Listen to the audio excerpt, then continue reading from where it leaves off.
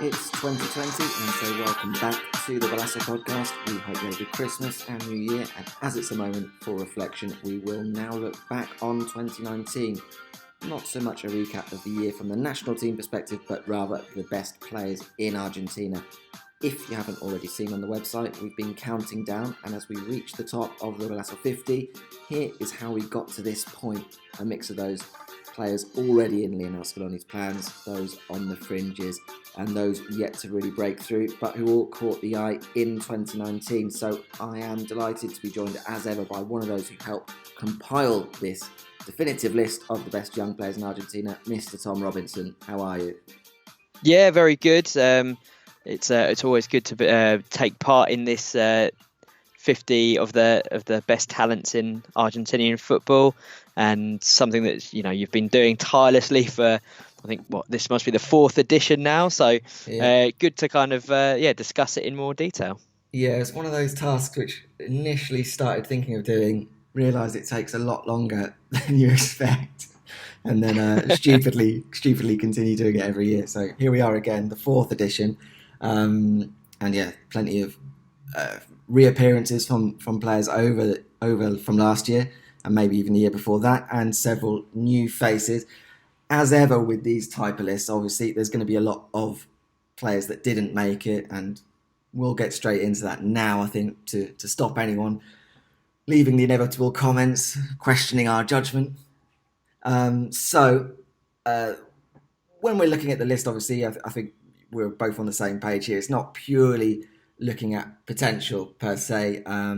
It's also what they've managed to achieve at senior level, whether it's at the club, and then some credit given to achievements at the national team, whether that's with the under 20s, under 23s, and then if they have made a full international debut, and obviously credit as well given to those that have managed to move to another league, whether that's Europe or elsewhere, and impress. So with that in mind, Tom, I mean, you and I have been talking about it, so there's quite a few players that you're aware of as well that didn't make it onto the list. Who would you make a point of just trying to cool down the critics immediately who isn't in the 50?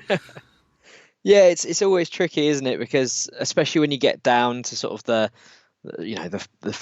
around the 40s, there's a few players who you think, there's much of a muchness really, and it comes down to personal preference a lot of the time. So certainly I think there's a case to be made for Lautaro Valenti, the Lanús centre back, who just misses out this year. He's had a really good debut season. I think he's played pretty much all of Lanús's games, and they're right up at the top of the league there. I think third place as we enter the winter break. He's even chipped in with a few goals as well. I think at the moment it's just maybe too small a sample size, and as such we've gone for one of his teammates instead. So he's definitely one that I would have thrown in there. Another one as well, Nicolas Jimenez, who's at Arsenal right now. I really liked him when he was back at Nueva Chicago, and it never kind of worked out as Talleres. And he's been in great form, but I think, again, sort of, as you said, even though it's not all about potential and talent, and current form does have to come into it as well. I think just the fact that he's kind of on that older end of the spectrum, and the fact that even though he's in good form, there's maybe a few people who are in equally good form, but maybe have a bit of a higher ceiling than him. So I think they're two that immediately, jump out. I don't know how many Nicolas Jimenez fans we're going to have sort of knocking down our door and playing, but you never know. How about you, Peter? Anyone in there that you kind of feel a bit aggrieved to have left out? Yeah, I mean, like I said, I think that age thing and the sort of how high they could go is a factor, because in the 50 there's a few players that are at that cut-off point of being 23 and they just get in, but they have done quite a lot at senior level, which is sort of why they warrant their place. But it is on the condition that at 23, still having not made a significant transfer move, it is probably getting towards more unlikely that they are going to make such a move. So we're aware, obviously, that there's a far greater ceiling for some players, but when you bear that in mind, there's obviously players like someone like Santiago Sosa at River, who has already been linked with big money moves away, but hasn't really proved himself at first team level for River yet. And then going even further below that, there's players from the under 17s squad at the moment, and we just had the under 17 World Cup, and someone like Matias Palacios at San Lorenzo, Alan Velasco Independiente, Bruno Amione at Belgrano. Those three particularly would be standouts from that generation, but are yet to have really any impact at senior level. So for that reason, they haven't quite made it onto the list this year. But with the quite wide age gap going all the way up to 23, I mean, they are sort of age group where you'd expect in the next couple of years to start having that kind of impact and then therefore getting into the list. So as we start the 50 proper then, number 50 was someone who actually did create some of discussion on their own, Geronimo Cachibue from Newell's. We actually had to defer as well to Jamie, who runs the Newell's in English account, for his opinion on this one, because it did cause some discussion, the toss-up between Cachibue and Anibal Moreno. I mean, where did you fall on this one, Tom? Yeah, it was definitely one of the. I mean, I know it's only for the last place on the list there, but it was one that I think was 50-50 for me, really. I think as a player, I probably prefer Anibal Moreno, but and I think he's probably got the higher ceiling of the two. But the fact that Cachibue has been playing much more regularly over the last 12 months or so, I think that just extra game time. And the fact that he's been doing very well, adding some drive and dynamism to their midfield. And, I mean, it is a fantastic name as well. And one thing as well, Peter, I wanted to mention is I hope that you're going to be editing in some suspenseful music as the countdown reaches the top. Well, I don't know if that'll really stretch my editing skills, but we'll see. We'll see what we could do. But yeah, that was the deciding factor there, I think, is that prior to him getting injured and missing the second sort of section of this first half of the season, I think Cachibue was one of Newell's best performers in that midfield role. So well earned his position in the 50, and I think will be a boost to Newell's when they get him back fit for the second half of the season, particularly given they're still in the thick of the relegation battle. Looking at that first section, then 40 to 50, Fausto Vera from Argentinos Juniors, Agustin Novando from Boca. Lucas Vera was one of those players that you hinted at there when you were talking about Lautaro Valenti, and a Lanús teammate, Lucas Vera, got in. I think he's been someone who has impressed and has played every game so far this season, as Lanús have kind of surprised a few people and put themselves in the title mix. Yeah, he's someone that I'd not really seen any of before this season, and on the first game of the season, he really caught my eye. I mean, he's probably somewhat of a late bloomer by Argentinian standards, but he's definitely probably the pick of the bunch of certainly from this season at least in terms of performances for Lanús. They've got some good players, good young players there. Valenti, as I mentioned before, and Bernabé, who's come into the squad as well and looked quite promising. He could be one for next year potentially. Mm-hmm. So yeah, no, he reminds me a bit of Victor Ajala actually. He's kind of that busy central midfielder who loves a bit of a shot from range, and yeah, he's been a really a nice addition. I think he deserves his place in the 50 there, yeah, I think generally there we've got some all new entries to the list. What are your feelings on the likes of Abando and Vera?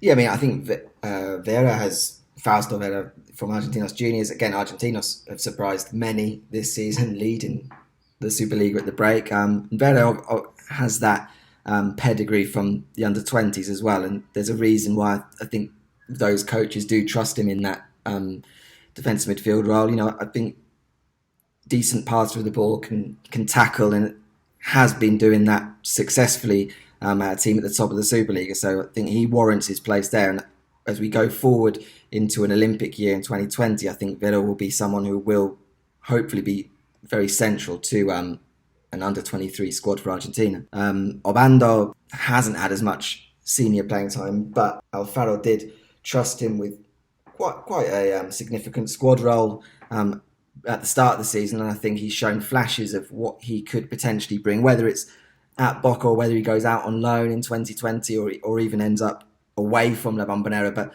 certainly his pace and his eye for a pass was something of interest in those cameos that he did make for Boca. And we must mention as well that his inclusion has got nothing to do with the fact that he's dating Daniel Angelisi's daughter as well. I'm sure that's got no impact on him getting into the Boca first team there as well. But I thought, for transparency, we should mention that as well. Well, I hope that those Boca elections won't damage Ovando's future in the squad with Angelisi on his way out, obviously. But we did feel that he was well worth keeping an eye on in 2020, whether that's at Boca or not. Moving further on, then we saw Claudio Bravo remained in the 50, fairly low down after another sort of consistent year at left back for Banfield. Lucas Rodriguez remains in there as well. We're yet to see whether or not he's going to remain in the MLS with DC United. I think they're still trying to negotiate the fee with Estudiantes after his year-long loan. And then another one from last year as well, Nicolas Fernandez, who's one of those that we talk about the age range here, who's right at the top end of the age group for the Golazo 50, and someone who perhaps you don't look at and say, okay, he's going to go on and have a terrific career in Europe. But over the past 2 years has been an excellent attacking option for Defensa Justicia, particularly last season, obviously, when they went so close, or certainly Racing's major challenge at the top of the table. Yeah, Fernandez is an intriguing one, isn't he? Because I think it was about 2 years ago, where he really burst onto the scene, that sort of season before they went on that great title push, and he scored a lot of goals. He kind of, his position shifted and changed a little bit, and he became less of a sort of wide forward and more of kind of a focal point up front, and his goal return has kind of dried up, which I think is why we're seeing him maybe sort of slipping down the list from his position last year. I'm sure all our listeners will be comparing and contrasting as we speak. Absolutely. And like you said, I'm not sure his ceiling is maybe the highest, but all three of the Fernandez brothers have talented. Probably Leonardo's probably doing the best at the moment after Brian self-destructed again in MLS. But yeah, no, Fernandez has been a good player. I think Europe probably won't come calling from at this stage. Potentially, maybe a sort of a more of a niche league somewhere across the world. But no, he's a very good young player, and it's going to be interesting to see sort of which path his career takes. And I think Lucas Rodriguez fits in there as well. He's been someone who's been around for ages. He's always been a bit of a solid 7 out of 10 for me. He's kind of decent numbers, and I think the fact that it looks like DC United probably aren't going to take up the option. I mean, it still remains to be seen, but it's a really crucial year for his career now. Like, does he stay in Argentina and try and maybe rebuild up his the hype that initially surrounded, or does he, after that experience in another league, does he look to kind of move on and not just kind of return to Estudiantes? So yeah, very interesting. And it's always so hard at this stage. Claudio Bravo, I just have a quick word on him. I mean, he's probably been one of the best left backs in the Superliga over the last 18 months. Yeah. And I think maybe we're a bit harsh on him in this position. Maybe he could have been a little bit higher. But again, given that there aren't loads of left backs for Argentina, it's a bit weird that his name hasn't been more in the conversation. Would you say, Peter? Yeah, I would. I think it's probably something to do with the fact that he's at Banfield. I think he's someone who, if he's not ready for a move abroad, he's sort of primed for one of those moves you'd have thought to one of the Grandes. As you say, he's certainly been one of the best left backs in the league fairly consistently over the past couple of seasons. So it does seem like a player primed for one of those type of transfers, which would immediately boost his chances. And as you say, in left back position, which is not one which Argentina are particularly blessed. So he is someone who potentially could have been a bit higher. I think it's probably a little unfortunate just for sort of position bias that fullbacks aren't really the most sexy of positions. Yeah, well, as a former fullback myself, I can definitely agree with that. But moving on, we do get a couple of new faces who are in slightly more exciting positions. Alvaro Barrial from Vélez and Christian Ferreira from River Plate. I mean, they're two younger players who are yet to cement places in the first team at Vélez and River, but certainly have caught the eye this season. Yeah, certainly. Christian Ferreira is I've got a bit of a soft spot for him. I think he's got what it takes to be a really good player, and certainly for River, and I would see his future in Europe. He's got a great set piece on him, and certainly earlier in the year, I think he filled in for River at a time when they really needed him. But in the last kind of 6 months or so, he's not quite had as much game time, and maybe with Palacios leaving, then there might be an opening for him, even though he's a slightly different midfielder. Barreal, another off the Vélez production line. Maybe would have expected him to be getting a bit more game time at this stage, but he's still very young. I know he's highly rated within the club, but I'm still waiting to be convinced by him. So, yeah, Ferreira, big fan. Barreal, more about potential at the moment. Yeah, that's kind of my take on it. Yeah, certainly Barrial probably have seen a little bit more of him for the under-20 Argentina team than we have at Vélez. So will be an important time for him over the next year, as will Ferreira, as you mentioned. And then completing the first 10, Matias Pellegrini, who is at Estudiantes but has already been signed by Inter Miami and will be making that move for their inaugural MLS season coming up. So that kind of ties in potentially with Lucas Rodriguez, with Pellegrini leaving. Could be an opening for Lucas Rodriguez to come back into the team. But Pellegrini has been hindered by injury, really. We got him in there last year and hasn't really been able to kick on despite making that move. So it's a little bit disappointing that we didn't get to see a little bit more of him this year before making that move. But certainly an exciting transfer for MLS.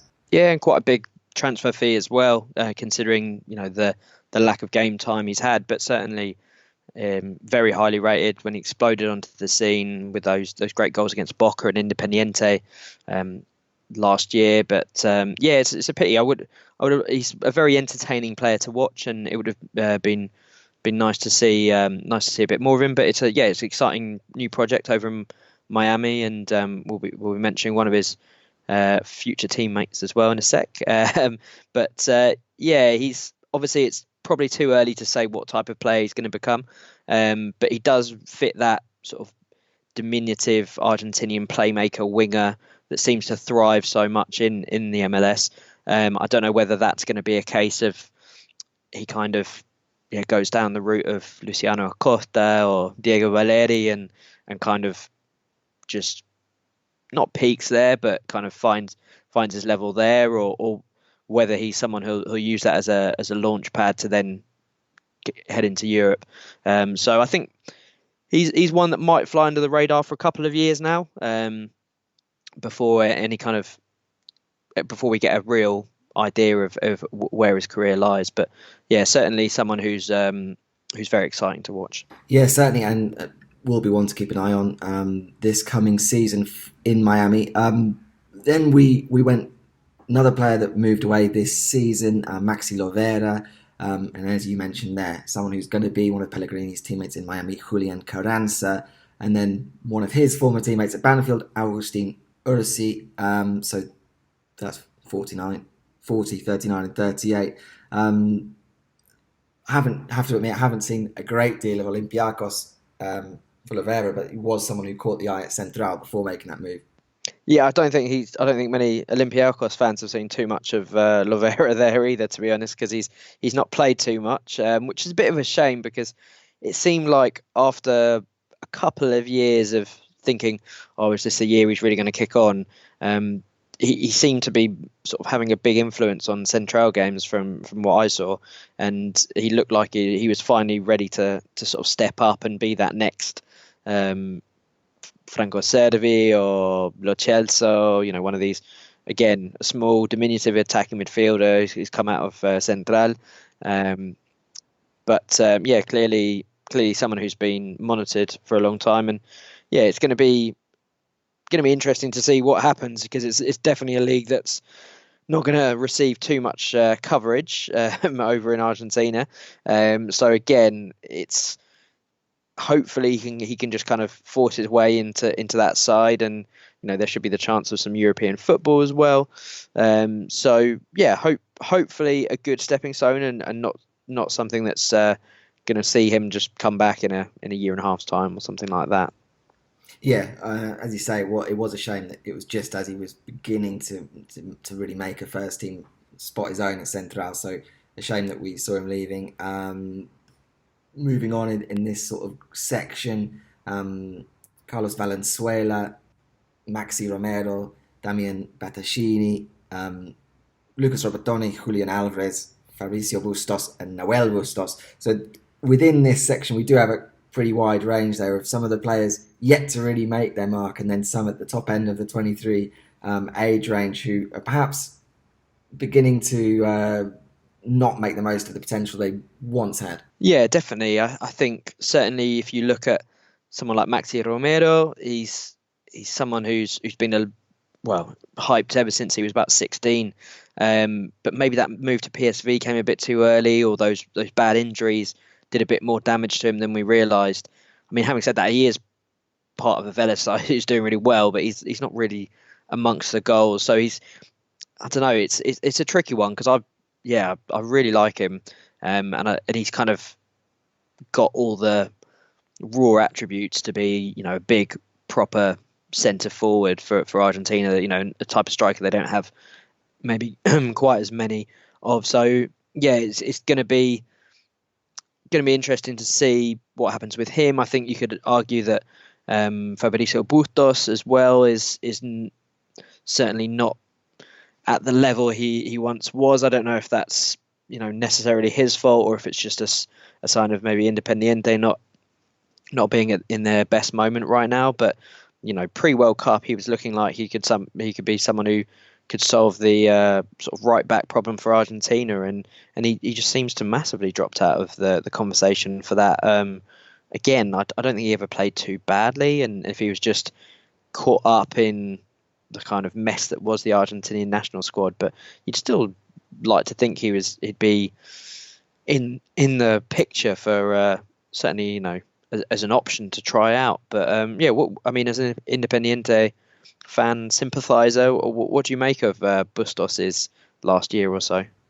No, I mean, you have to say it's been a pretty disastrous year. I thought he was a little unlucky with what happened when he just got into the picture under Sampaoli, and then I think was probably the biggest loser from that night where Argentina got thumped by Spain.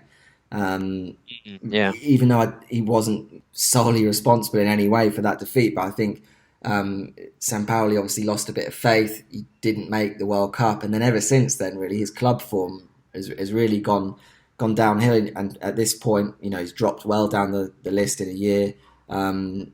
He's now at the top end of the age bracket, and you do sort of question, well, 1 year ago, prior to the World Cup, sorry, so a little bit over a year, he was someone who you were thinking, okay, he's one, going to be Argentina's future right back, and two, going to be off to Europe very, very soon. And now, someone who I think Independiente, even if they were trying to raise funds, wouldn't really be able to do so with Bustos, such as being his drop off in form. So, again, if we're talking about raw materials, as we did with Maxi Romero, they remain there. He's still got the speed he had before in the industry, and he's very tenacious, but at times just sort of seems to lose his head a little bit, whether that's positionally or just kind of in the tackle.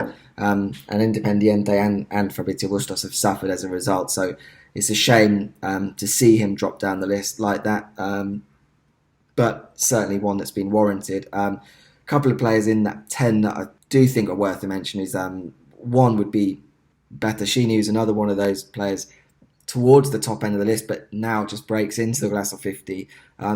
There's always been a decent player, but this season has really kicked on at Argentinos Juniors, and there's probably a good reason that the likes of River and Boca are sort of linked to his name now. Yeah, for sure. He's been talented, but yeah, I think there's a big reason why Argentinos Juniors are doing a lot better under Davoe, and Battaglini's key to that. I mean, that lovely assist he got the other week, where it's sort of a leaping flick through his legs, sort of back heel flick through his legs to set up Santiago Silva, I think it was, just shows the kind of class he's got. And again, he might be someone who plies his trade in South America and well, maybe Mexico, maybe MLS for the rest of his career, but certainly he could be playing at a higher level than Argentinos Juniors. So yeah, that's a nice welcome addition, and I think also another really impressive new addition is Carlos Valenzuela. He's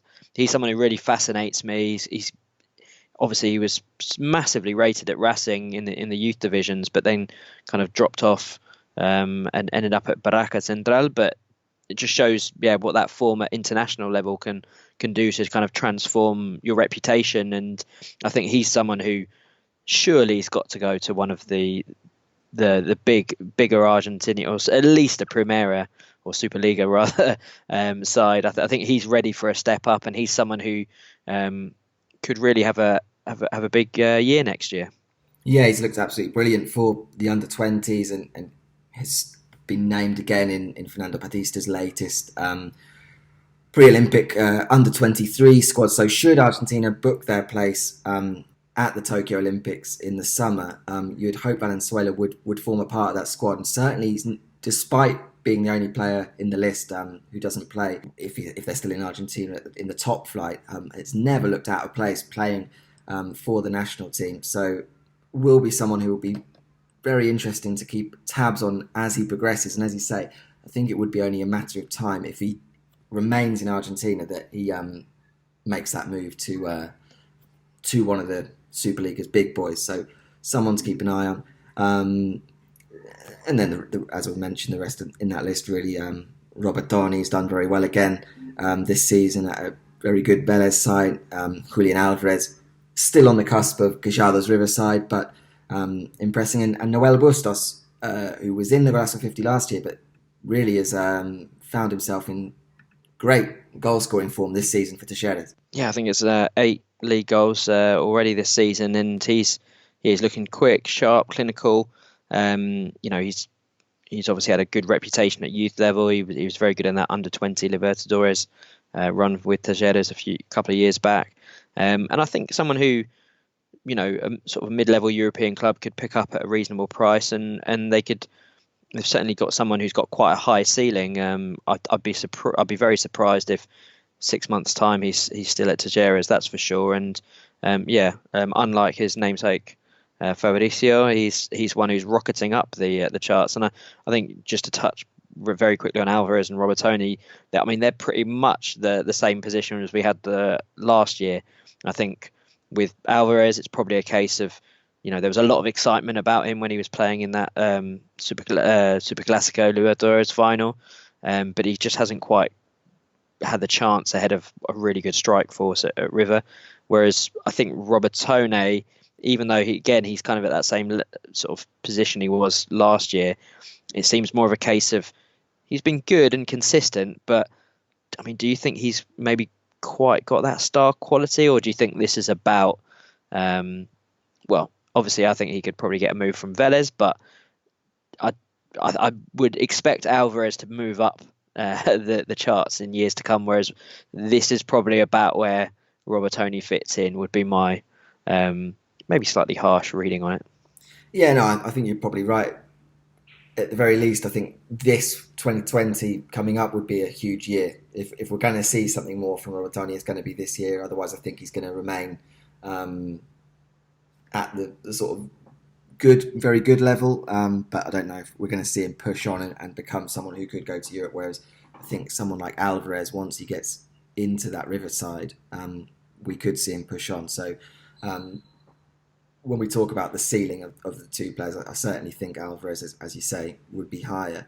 When we get into the top 30, then we're starting to look at a lot of those players that did get moves or on the cusp of moves abroad. And number 30 was someone who, it's a real shame that he's steadily just dropping down the list as his career goes on. Obviously, we'd always like to see players just progressing, but Emmanuel Mamana, just the victim of yet another awful injury, and unfortunately looking like his huge promise that we keep talking about year on year just isn't going to be fulfilled. Oh, my heart absolutely bleeds for him because I, more than anyone, I was absolutely desperate for him to succeed because he was such a classy, talented defender when he was fit and playing. Certainly watching him for the under-20s and when he was getting some regular game time for River, he just looked like exactly what Argentina needed. It's probably a bit ironic or just it's interesting now that we've got a batch of young defenders that are sort of coming through that we're going to see further up the list. Whereas, maybe we don't need that one saviour anymore that we thought Mamana was going to be.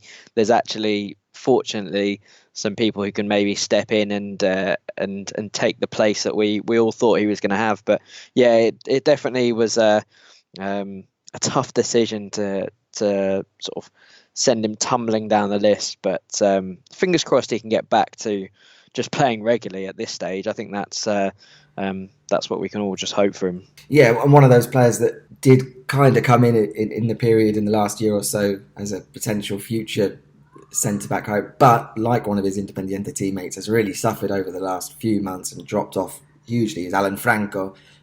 He comes in at 29, but as I say, terrible form at the moment, so it doesn't look like someone who's going to be threatening the national team squad as he was maybe at the start of the year. Nicolas Capaldo, Pedro de la Vega, two players still in the Superliga but pushing for moves. Certainly when we're talking about players on the up, players going down, those three highlight that better than most, I think. Yeah, for sure. Capaldo's come in and done very well. He's a very Alfaro kind of midfielder, isn't he? He's very hardworking, but he's got a good range of passing and a good engine on him. And it's going to be I'm still not sure kind of where his future lies, but certainly he deserves it based on current form and certainly he's a good player. De la Vega might not necessarily be getting regular football all the time at Lanús, but I think in terms, this is where you have to kind of take into account not only international form, because I think he was very good for the Argentina under 20, certainly at the Sudamericano. He sort of made sort of carved out a position for himself in what was a very talented front line for Argentina, and also just based on sort of pure talent. Obviously we've tried to factor in various different things, but De La Vega is someone who's got a lot of big clubs, queuing up for him and trying to sign him. I think someone he's kind of in a similar situation to Thiago Almada, who we'll come on to in a second as well, who's very young, very talented. Seems like both the managers are kind of keeping them grounded and not sort of overplaying them at this stage. I don't know if it's a case of making sure their heads don't get too big or anything like that, but De La Vega is someone who I'm a big fan of, and I think he's only going to go on from strength to strength. Yeah, I think 2020 will be an important year, provided no one comes in for De La Vega. We've seen, just as Lanús's form started to tail off a little bit towards 2019, De La Vega popped up with a couple of important goals. And although, as you say, he's been used a fair amount from the bench, I think he could start to command a starting role. So it will be interesting, and we'll come on to that player you mentioned before, Thiago Almada. Him and De La Vega sort of sandwich either side of a few players that have made that move but are yet to really push on.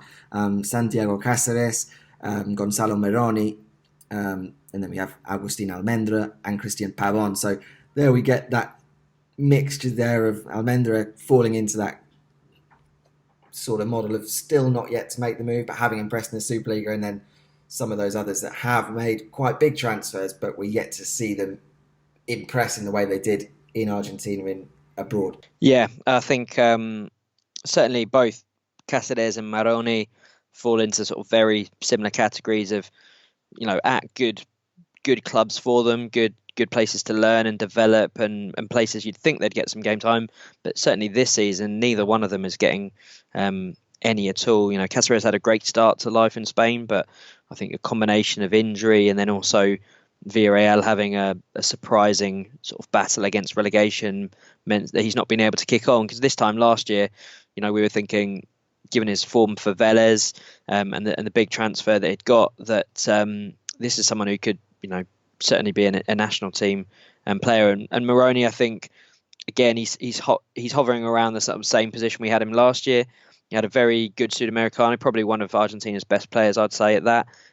Weirdly, didn't get a lot of time at the Under-20 World Cup, which I thought was a bit of a shame, but still got his move to Sampdoria. But again, I think if he was playing a bit more regularly, then he'd be a bit higher up the list. But and then out of the, you mentioned the three there who kind of moved but maybe not kicked on. I think Pavon, out of the three of them, he might not be at as high a level, but he's linked up with Barranquilla and at LA Galaxy, and he's at least getting some regular football and scoring some goals. Obviously this time last year he'd come off the back of a promising World Cup performances there, but I think he's kind of regressed back to the kind of mean of, not quite as good as we thought he was going to be, but certainly there's still a player in there, and someone who I think still has a decent chance of making to Europe. So yeah, talented guys, but there's going to be, again, I mean, as with any player at this age, the next couple of years are obviously going to be vital, but they've got their moves. Now it's a chance to really kind of kick on and show that talent that they showed in abundance in Argentina. Yeah, it wasn't the move that I think a lot of people tipped Pavon for a year earlier, when he was in the Argentina setup, and people were talking about how he's linking up with Messi, and at the time huge money sort of being mooted as potential what Boca were going to make. In the end, a loss of form saw that disappear, and he's ended up in LA. But I think it has been a useful move for him to get away from Boca with his form so poor and link up again with Barros Scalotto. So certainly not over for Christian Pavon, but I think he's certainly levelled out from the huge expectations that getting into the national team squad at that point, and his club form. I mean, it's easy to forget that when Boca won back-to-back league titles, Pavon and Benedetto were two big factors in that. So it's easier now to kind of write off Christian Pavon, but at that point in time he was doing very well.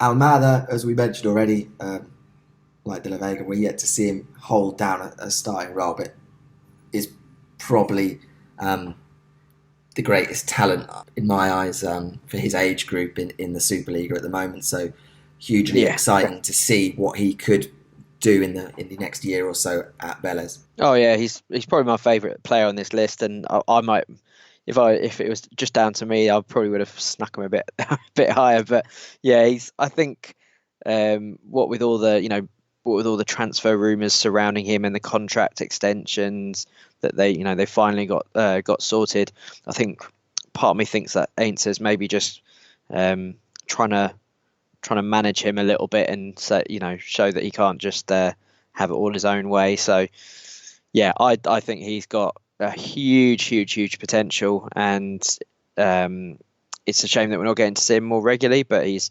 showed off the bench that he scored a lovely half volley the other week, which is hopefully there are going to be more starts for him, because I think that Vélez team, as well as they're doing, as kind of still crying out for a bit more creativity in the final third. They've Yeah. certainly struggled for goals towards the end of the season, and in a Superliga season where it's a bit of a slow horse race at the top there. There's no one who really wants it, and I think if one of those teams that are just lurking below can just really click into form, or one of their star players pull something out of the bag, then there's no reason to think that Vélez, as we predicted at the start of the season, could be dark horses for the title. Yeah, absolutely. So it's also a shame, also not just to his club level, but even at his young age, that he wasn't named. I think in Batista's under 20 squad. I think Yeah, personally, yeah. I thought even at his age, there was a place for him there. I think he could have been a difference maker. So hopefully, that's another area we'll start seeing him more. We'll start seeing more of him for the Argentina under 20s in the coming year, because I certainly think, as we just said, in terms of talent, is at the very top for his age group. So will be one to keep a very close eye on, and hopefully he's not someone that gets one of those transfers too soon in his development, and then subsequently sort of stunts that a little bit. Above him, someone who isn't particularly well known actually in Argentina, but had to be given huge amounts of credit for the fact that he is playing now Premier League football. Your neighbour, of course, Tom, Emiliano Buendia, someone who, for a lot of people in Argentina, simply won't really be aware of him. Yeah, exactly. Again, I mean, you maybe call him a bit of a late bloomer, and certainly someone who's made his name outside of Argentina. And apart from those who maybe watched his fairly mediocre under 20 performances a few years back, but no, he's definitely doing well. Even though Norwich is struggling in the Premier League, he's shown that he's probably their most creative player, and when he can get on the ball and have a bit of space, as he got for an assist for Timo Pukki the other day, he's got he's definitely got what it takes. And the fact that he's playing regular football at a really high level means that I think out of this kind of 20 to 30 bracket, where we've kind of got a mix of young guys on the up who are yet to really get regular playing time, and then maybe a few others who've been great in the Superliga, but their moves haven't quite clicked just yet, then he deserves to be, at the top of this bunch. He might be a bit of way off the national team, but I think just for the level he's playing at, then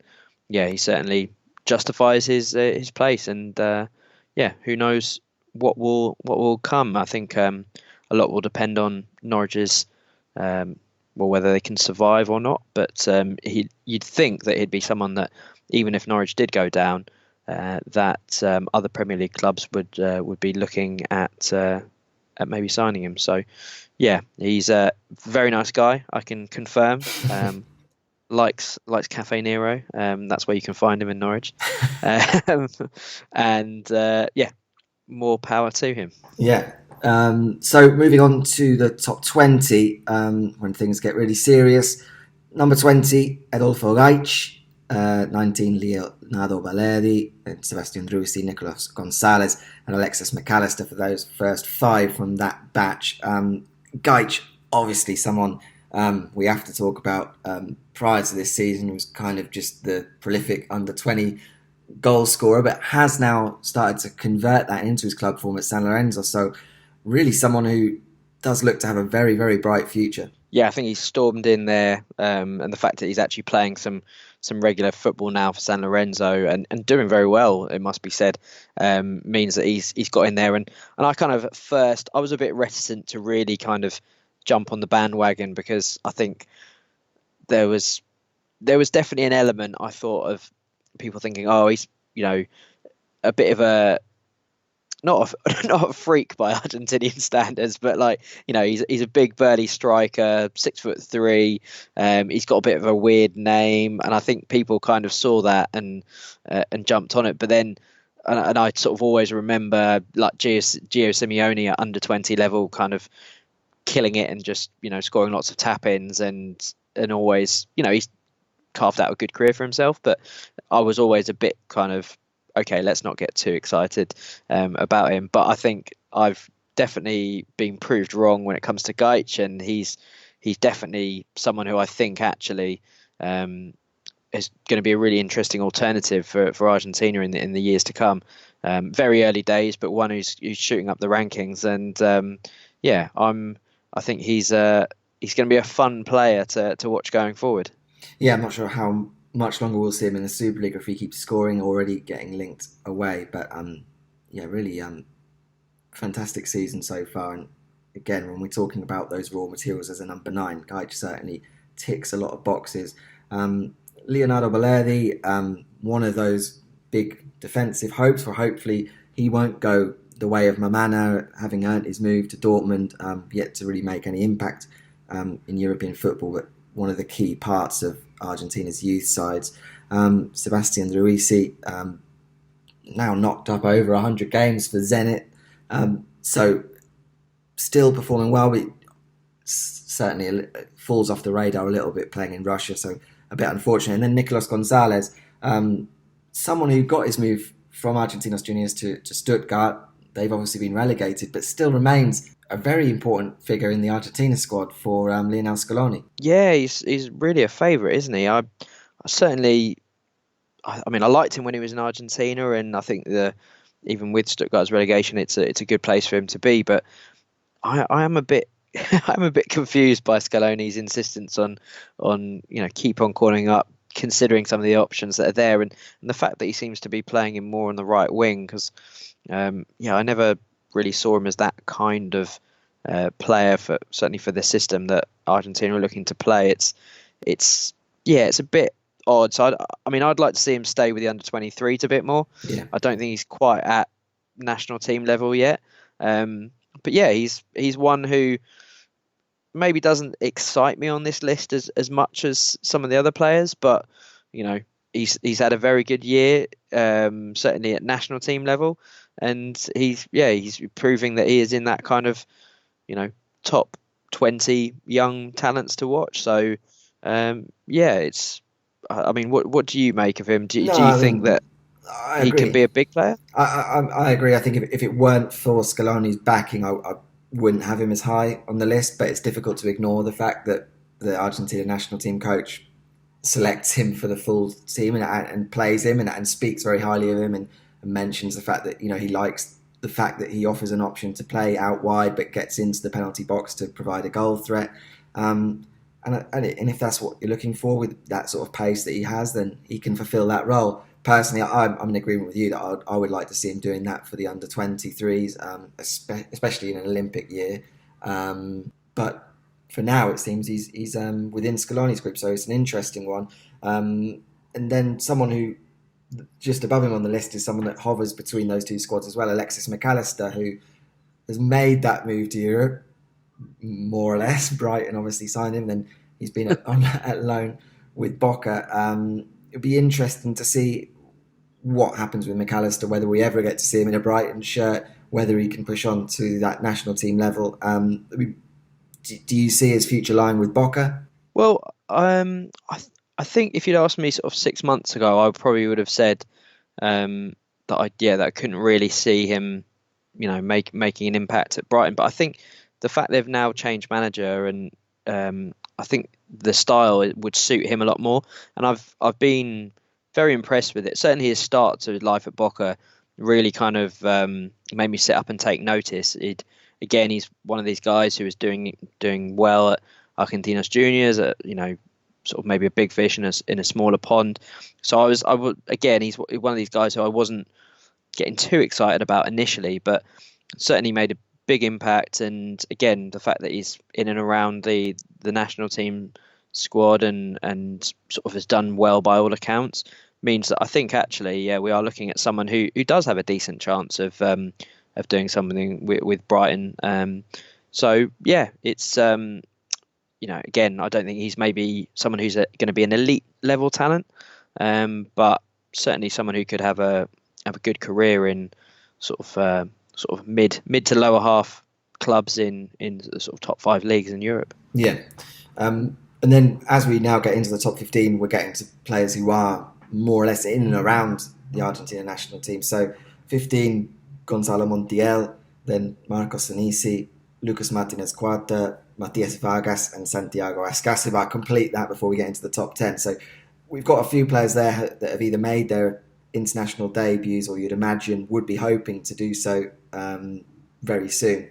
Is there anyone there that particularly excites you going forward? Well, I'm definitely a big fan of Monito Vargas. I think he got a deserved move off to Europe after a couple of fantastic years at Vélez. I mean, Espanyol are really struggling this season. I think they're bottom of the La Liga at the time of recording, but they're still going in the Europa League there. I don't think their woes have got much to do with Vargas. So hopefully he's, it seemed when he made the move that it was kind of a club that was looking to move up the table, but they've had a bit of a shocker. So hopefully that doesn't besmirch his reputation too much. And I think the other thing to note from these players is just how many defenders we've got on the list. And as you said, obviously these guys, the fact they're breaking into the senior national team, as well as both the River players there having a good run in the Libertadores again. But certainly, if we look back to maybe a year or two ago, you're kind of really scratching around to get some promising defenders in there. But I think the fact that we've got a good selection shows that there is hope for that aging defence, and certainly Martinez Cuarta is a really classy defender and someone who I think has got an outside shout to be maybe a starting centre back at the Copa next year. Yeah. Certainly, you'd think that there'd be a squad place for him there. So, good to see him go, and I'm intrigued to see what Senesi can do as well, because he seems to have slotted into life in Europe quite well, and he's one of this crop of young good centre backs that seem to be coming through just when Argentina need them. Yeah, he's not been named in the latest under 23 squad for the pre-Olympic tournament in January and February. I think probably one of those that wasn't actually released by his club, but has been involved with that group. So if they were to qualify for the Olympics, you'd hope Senesi would be among what is actually a very strong group of young centre-backs that Fernando Batista has available to him. But I think you're right to point out the River pair of Montiel and Martinez Cuarta look set to almost immediately go into the national team squad, having made their debuts. And I think right back remaining an issue, which not so much an issue, but certainly a position which is wide open. I think Montiel, once he's now back available, having been involved with the Copa Libertadores and not played in the last few friendlies, will come back into the squad as an option for Scaloni, and Martinez Cuarta certainly impressed on his international debut. So I think he will remain an option there for Scaloni going forward. Ascasibar, one of those whose stock's fallen, I guess, over the last year, from being one of those players 1 year ago or so that looked destined to be Argentina's future number 5, and is now sort of had some moments of real indiscipline in Germany. Stuttgart obviously relegated, and Ascasibar trying to rebuild again, so a little bit of a shame for him, but certainly young enough and with the potential in that position to really push on. What do you think he needs to do to get into the national team, Peter? Well, I mean, I think he seems like quite a long way off now. So first and foremost, he has to concentrate on just recovering his form. I haven't seen a great deal of Stuttgart, so wouldn't been able to say, but I don't think it would have helped him at the end of last season when I think he got suspended for quite a few games when he spat at someone. And all that type of coverage is not going to do a young player any good. So I did actually see a link saying that Riquelme was keen on Ascasibar and trying to bring him to Boca. Would be a very interesting move. Don't know how open Stuttgart would be to that. Certainly Boca wouldn't be able to pay a sort of European price to bring in a player like that, I don't think. But would be interesting to see him back in Argentina at one of the big clubs, because I think it would actually get him much more on the radar than it would playing in the second division in Germany. So will be interesting to see if he can recover, because I think anyone that saw him at Estudiantes would have been very quick to say he did have all of the ingredients there to be a top international defensive midfield player. Yeah, I definitely agree with that. The only other thing that I could kind of think, I mean, obviously the club form is probably going to the key reason why he's not getting more of a look in. But um, part of me thinks that Scaloni's maybe not looking for that type of midfielder as much now. I think, Paredes seems to have locked down the deep lying holding midfielder, and he's a very different kind of Yeah, midfielder. I mean, I still think as Bar, there's a place in the squad for yeah, someone yeah. like that. I think that's the key. So I yeah, think obviously stylistically, I don't think he fits in with Scaloni, but I do think in a squad, perhaps at different points in the game, late on, or if you do need to change things up, would be a useful type of midfielder to be able to bring on. yeah, for sure. So yeah, fingers crossed because he's one of them midfielders that just as a fan you love to watch because he just gives it his all. He's proper lion-hearted general at the back of midfield. So he even even though that he is playing in the second division, he's got a good 2.5 seasons of European football under his belt, and he's still a young guy. So there's still plenty of time, and I think that's why certainly in terms of potential. That's why we've still got him there Yeah, pretty high up, even though maybe his last year hasn't maybe been quite as good as it could have been. yeah. So he did miss out on the top 10, which I think he was in there last year, and had things gone better for him, I think he would have remained in there. But we move on to the Down from top number 10. three. Yeah, number three. It was very high last year. There you Yeah. go. There you go. So it just goes to show how highly he was thought of at that point in time, but has really dropped off, and has been overtaken by a few not completely new faces to the 50, but certainly big climbers. Number 10, Noen Perez. 9, Matias Saracho. 8, Christian Romero. 7, Nicolas Dominguez. And then 6, Ezequiel Barco. So here we are getting to some of those players that are really in and around Scaloni's plans. Oh, definitely. And all those five have had a massive upward trend in the last year. I mean, certainly if you look at Neuer Perez, he's come from, you know, right down the bottom of the list, as has Christian Romero, two really, really talented young defenders. Perez, particularly, I really like the look of. He captained the under 20s. He really seemed like a leader on the pitch. He's big, strong, can play a bit. And I think the thing that's really seen him shoot up the list, as well as those under 20 performances, is just how well he's done out on loan at Famalicão. They were sitting top of the Portuguese league for a while, which is pretty bizarre. And they're still, I think they're fourth at the time of recording. So the fact that he's getting, regular football, admittedly at a smaller club, but doing well on loan from his parent club, Atletico Madrid, they're obviously gonna be very impressed with his performance. And yeah, I think he is someone I think the fact that he's up to 10th in our list shows that he probably has jumped ahead of the likes of Balerdi, who's I think who's at a great place to develop, and he got his Bundesliga debut the other week.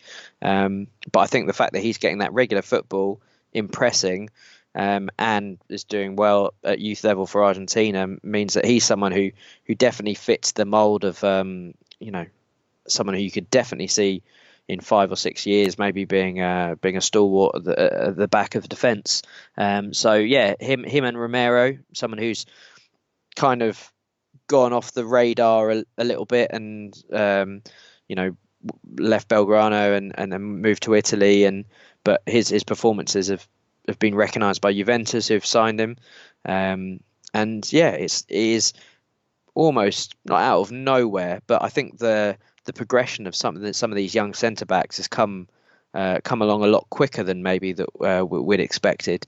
So Romero and Perez are two that maybe the Copa's going to be a bit too early for them, and I think the idea is probably to have them for the Olympics and maybe integrate them for the World Cup cycle, with the qualifying fixtures have now been released.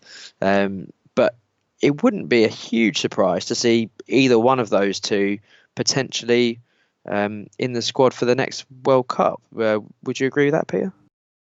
I think rather than being involved immediately in the senior squad, I think they're going to be used in that under 23 Olympic squad, we've already mentioned a very strong selection of centre-backs. I think Romero and Perez are two of the four. We'll come on to a fourth one in a little while. The rest of that, those players we mentioned already in the top 20, Matias Saracho has been a little bit unlucky with injury. It seems he always seems to get a little niggle or a slight injury just before international dates, so he's unable to play as much as he would have liked to. And Nicolas Dominguez at Vélez, who's now gone to Bologna, but has started to come through already for Lionel Scaloni. So again, we were talking there about like how previously a lack of defensive options. We're also previously talking about a lack of sort of midfield or a certain type of midfield options, and certainly I think Saracho and Dominguez fall into a very welcome modern midfielder that Argentina now seems to be generating a bit of an abundance of.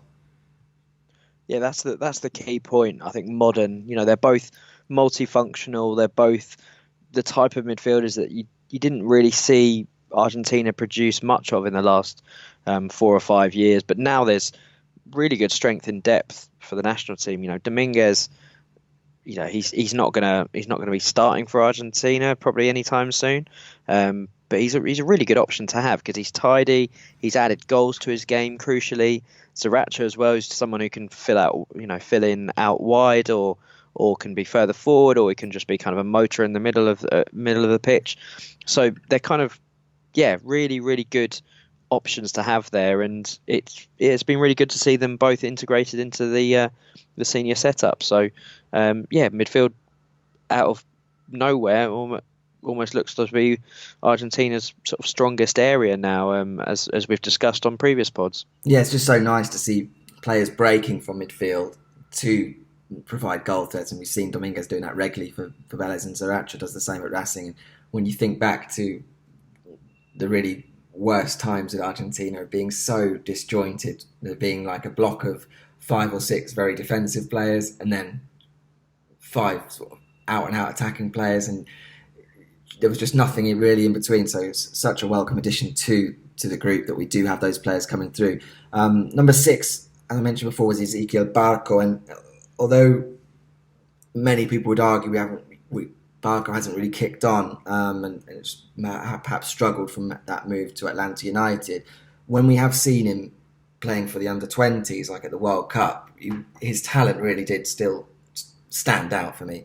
Yeah, I think certainly I think he's probably the best Argentinian player at the under-20 World Cup, and certainly seems to be slowly finding his feet in MLS. I mean, we've got to appreciate he's still only 20 years old, and he's obviously moved quite young, but I think the fact that maybe some might question how high he's up on the list, but then this is when we can kind of throw back to just the potential and the talent as well. So I think he's someone who's slowly getting there, but he's I would say he's in Argentina's top 10 under 23 talents for sure.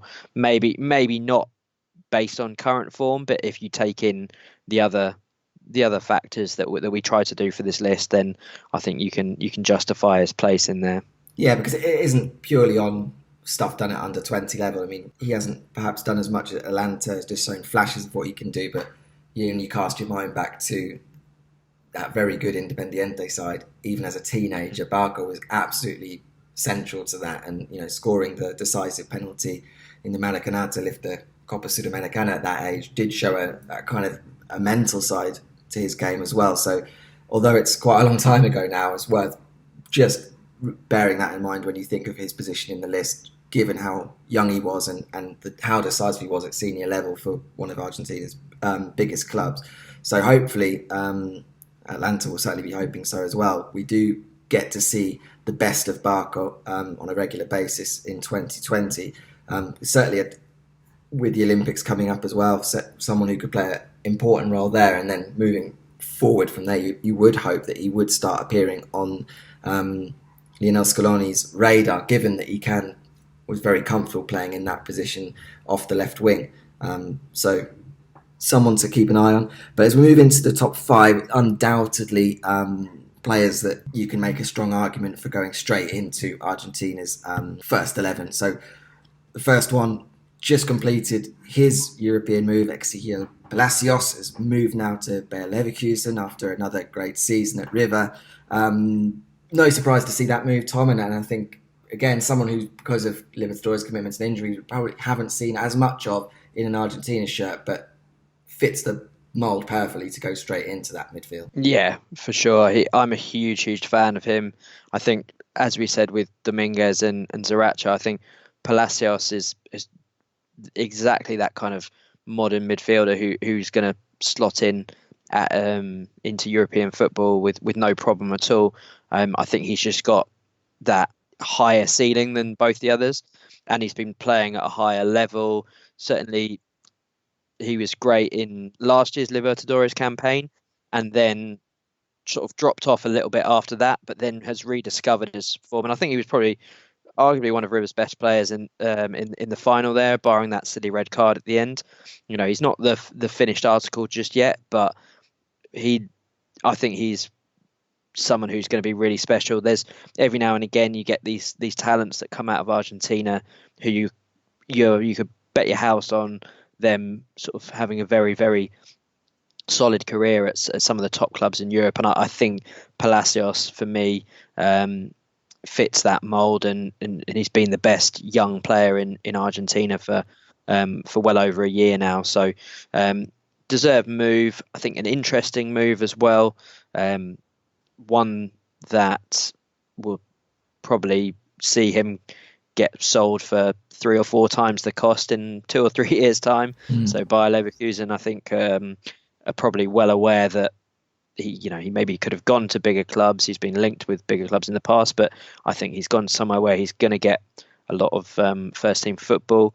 Obviously, Ilario is already there, so that's a player that he probably knows already, and the prospect of him linking up with Kai Havertz could be very interesting. Or potentially, maybe we're seeing Bayer Leverkusen already spend the money they're expecting to get for Havertz, and Palacios go in as the new young star of the team. So yeah, I have got a massive soft spot for him, and I'm really hoping that he, both for national team and at club level, he's going to go on to sort of be a major force in Europe.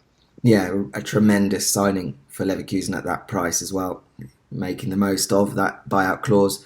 Number 4, someone who perhaps inexplicably we're kind of yet to see make much of an impact at international senior level, but Lisandro Martinez definitely warrants a very high place on this list.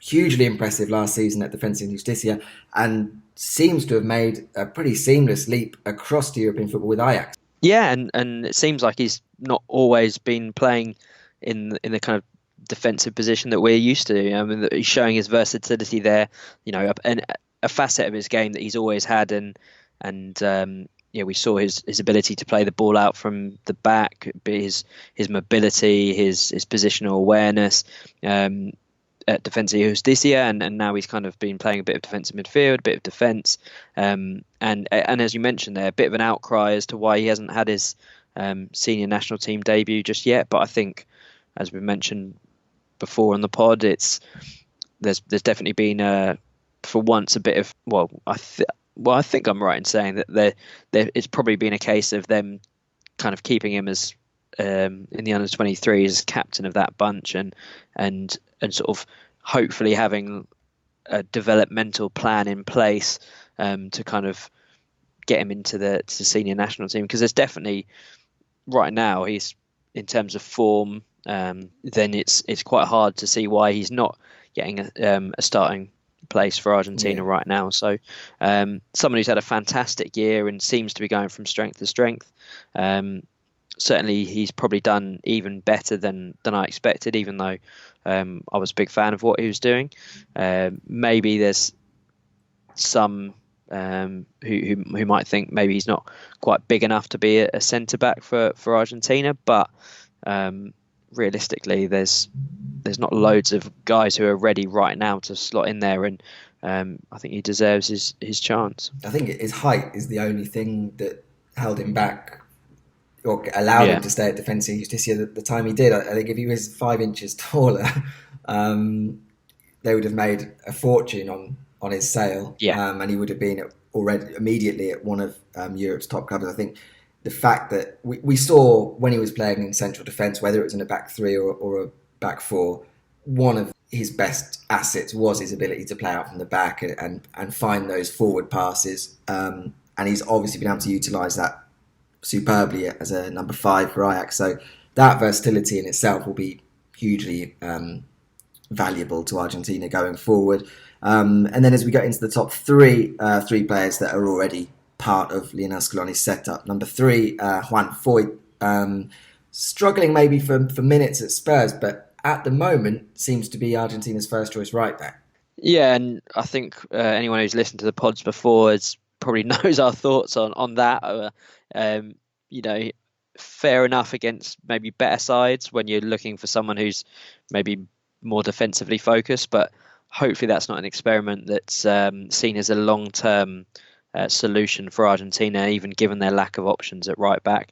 But yeah, he's that sort of player who it's almost like they have identified as, right, this guy's raw, but if we get him into the Argentina national team now, by the time the World Cup rolls around, then he should have the sufficient, level of experience. Obviously, he's been disrupted a bit with injuries and managerial changes. It's going to be interesting to see what Jose Mourinho does with him. I think having an ally in Poch was part of the excitement of his development. So hopefully that's not going to stall now, because we know that Mourinho doesn't always necessarily focus on youth as much. But it seems like he has been, the anointed as the next great hope of Argentina's defence, whether that be right back or centre back. He's kind of filling that Mamana role that we discussed earlier. Fortunately, there seems to be those others coming through, like Lisandro Martinez. And yeah, Foyth's versatility at least does make him a very useful player. But yeah, rash, but has the potential to be a very important player for Argentina for the next 10 years. Yeah, certainly. And again, we talk about versatility. He's obviously been able to show that, being playing more often than not at right back for the national team. But you'd have thought long term playing in the centre, but certainly having those two options is important. And a Spurs teammate, Giovanni Lo Celso, is at number 2. Again, maybe we haven't seen the best of him in an Argentina shirt, but you would say that you would hope that would see more of him coming up.